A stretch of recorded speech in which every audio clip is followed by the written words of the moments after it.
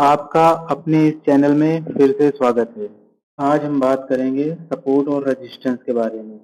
और आपने इस चैनल को सब्सक्राइब नहीं किया है तो सब्सक्राइब करें और बेल आइकन ज़रूर दबाएं जिससे आने वाले वीडियो आपके सीधा नोटिफिकेशन मिले। और आगे चल के हम लाइव ट्रेडिंग करेंगे तो उसका भी नोटिफिकेशन आपको मिलता रहे, इसलिए सब्सक्राइब करना ज़रूरी है। चलिए शुरू करते हैं।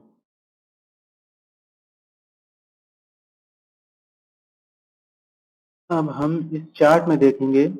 इस चार्ट में कुछ सिग्निफिकेंट रिएक्शन हुई है जहाँ पे मैंने सर्कल किया हुआ है।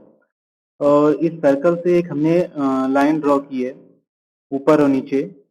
जो ऊपर की लाइन है वो हमारा दिखा रहा है रेजिस्टेंस, और जो नीचे की लाइन है वो हम दिखा रहा है ये सपोर्ट। तो ये हमारा एक चार्ट है जो सपोर्ट और रेजिस्टेंस को शो कर रहा है। अब हम दूसरा पॉइंट देखेंगे। दूसरे पॉइंट में क्या है कि जो लाइन जो है हमारी, वो केवल पर्टिकुलर लाइन ही नहीं सपोर्ट और रेजिस्टेंस में काम करती है, एक जोन होता है हमारा। तो वो हम इस चार्ट में दिखा रहे हैं। इस जोन के अंदर ये जो सपोर्ट और रेजिस्टेंस बना रहा है, इस तरह से भी सपोर्ट और रेजिस्टेंस बन सकता है। अब हम चलते हैं अपने तीसरे चार्ट की ओर, जिसमें दिखाया हुआ है कि अनवांटेड लाइनें खींची हुई हैं, जिनकी हमें खास कोई ज़रूरत नहीं है। तो जितना हम चार्ट साफ रखेंगे, क्लीन रखेंगे, उतना ही अच्छे हमारे सपोर्ट और रेजिस्टेंस दिखाई देंगे। तो हमें इन लाइनों की ज़रूरत नहीं पड़ती है, तो इनको हम हटा देते हैं। अब हमारा ये चार्ट जो साफ सुथरा दिखाई दे रहा है और सपोर्ट और रेजिस्टेंस क्लियर दिखाई दे रहे हैं। अब हम चलते हैं अपने नेक्स्ट चार्ट में, जिसमें देखते हैं कि हमें विक जो होती हैं उनको भी कंसीडर करना चाहिए। इसलिए विक जो हमारी है, लंबी जो विक बनी है, ये एक सपोर्ट बता रही है चार्ट में। इसलिए हमें इनको कंसीडर करके ही चलना पड़ेगा, जो कि एक सपोर्ट की तरह रिएक्ट कर रही हैं। और अब हम चलते हैं नेक्स्ट चार्ट में। अब इसमें हम देखते हैं जहाँ इसने सिग्निफिकेंट रिएक्शन दिया हुआ है, उन उन जगहों पे जो मूवमेंट है वो अप और डाउन है। तो इसमें ट्रेंड लाइन हमारा एक सपोर्ट और रेजिस्टेंस की तरह काम कर सकता है, जो कि इस चार्ट में अच्छे से वर्क कर रहा है। अब हम चलते हैं नेक्स्ट चार्ट की ओर, जो हमारा है कंप्लीट नंबर, हमारा सपोर्ट और रेजिस्टेंस दिखाता है। तो इस चार्ट में हम देख लेते हैं कंप्लीट नंबर के मतलब कि 4000, 39,000, 38,000, 37,000, इस तरह के नंबर जो हमारे हैं वो कुछ जगहों में सपोर्ट और रेजिस्टेंस की तरह वर्क करते हैं। जैसे देखते हैं यहाँ पर हमारा 39,000 के पास ने सपोर्ट लिया है और 40,000 पर रेजिस्टेंस। फिर वही अब वापस आके 39,000 पर सपोर्ट, फिर 39,000 पर सपोर्ट और फिर ब्रेक किया है। फिर दोबारा 39,000 पर ही रिएक्शन आके दिया है इसने। फिर 38,000 के आसपास उसने हमारा सपोर्ट लिया है, ब्रेक किया है। इसके बाद 37,000 पे आके सपोर्ट लिया है। इसलिए हमारा एक कंप्लीट नंबर भी सपोर्ट और रेजिस्टेंस की तरह वर्क कर सकता है। अब हम आते हैं नेक्स्ट चार्ट में। इसमें देखते हैं कि कुछ ट्रेडर्स जो 200 मूविंग एवरेज है, सिंपल मूविंग एवरेज, उसका भी यूज करते हैं। तो जो सर्किल है हमारा, उसमें इसने रेजिस्टेंस बनाया हुआ है, फिर ब्रेक करके सपोर्ट बनाया हुआ है, फिर सपोर्ट सपोर्ट, फिर सपोर्ट लेके उसने रेजिस्टेंस बनाया हुआ है।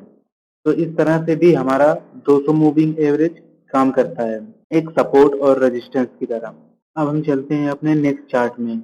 उस जगह हम देखते हैं कि मंथ का ओपनिंग और क्लोजिंग एक एरिया में हो जाता है, जो हमारा सपोर्ट और रेजिस्टेंस का काम करता है। अब हम चलते हैं नेक्स्ट चार्ट की ओर। अब हम इसमें देखते हैं कि मंथली ओपनिंग और मंथली क्लोजिंग जो है वो हमारी सपोर्ट और रेजिस्टेंस की तरह काम करती है। जो ये हमारी ओपनिंग हुई थी यहाँ पर और ये हमारी क्लोजिंग हुई है, तो इस चीज को हम सपोर्ट और रेजिस्टेंस में देख सकते हैं। लेकिन इस सपोर्ट और रेजिस्टेंस का एक कारण है, जिसमें से हम यह देख सकते हैं कि जो प्रीवियस मूवमेंट थी वो हमारी हाई थी। इसलिए जब हमारा हाई मूवमेंट हो जाने के बाद जो नेक्स्ट मंथ होते हैं, 1 या 2 मंथ जो होते हैं, उनका सपोर्ट और रेजिस्टेंस की तरह काम करना हो सकता है, उनकी ओपनिंग और क्लोजिंग। जैसे इन 2 मंथ में सेम ऐसा ही हुआ है कि ओपनिंग और क्लोजिंग एक सपोर्ट और रेजिस्टेंस की तरह काम कर रही हैं। तो अक्सर ऐसा देखने को मिलता है जब हाई मूवमेंट हो जाने के बाद सपोर्ट और रेजिस्टेंस की तरह रिएक्ट करते हैं। अब हम नेक्स्ट पॉइंट या चार्ट की ओर चलते हैं, जिसमें हम देखते हैं कि जो सिग्निफिकेंट पॉइंट है उस जगह उसने रिएक्ट किया हुआ है, जो कि एक सपोर्ट और रेजिस्टेंस की तरह दिख रहा है। इसमें हमें अंतर क्या दिख रहा है, जो सपोर्ट एरिया है उसने हमें ब्रेक किया हुआ है। तो इसको हम देखेंगे लाइन चार्ट में। लाइन चार्ट हमारा वर्क करता है कि नहीं करता। अब हम देख सकते हैं जो हमने देखा हुआ था कैंडल में, जो ब्रेक किया हुआ था वो हमारा इस चार्ट के अंदर अंदर है। तो एक्यूरेसी हमारी जो रेजिस्टेंस और सपोर्ट की है वो लाइन चार्ट में हमें ज्यादा अच्छे से दिखती है, जिसे बहुत सारे ट्रेडर अपने ट्रेडिंग स्टाइल में यूज करते हैं।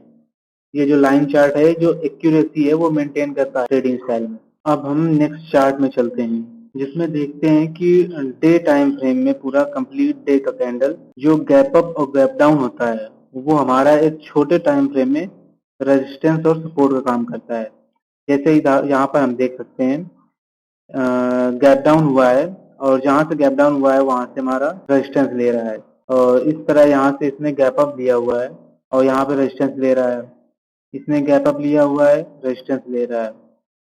इसी तरह हमारा गैप अप और गैप डाउन जो है एक सपोर्ट और रेजिस्टेंस की तरह काम कर सकते हैं। एक आखिरी पॉइंट और बताना चाहूंगा, जो ऊपर बताए गए पॉइंट हैं उनमें से आप हमेशा फ्लेक्सिबल रहें, रिजिड न रहें।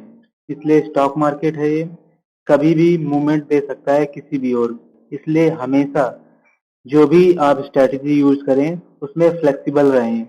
रिजिड रहेंगे सिर्फ और सिर्फ स्टॉप लॉस के लिए, बाकी प्रॉफिट बुकिंग के लिए फ्लेक्सिबल रहें।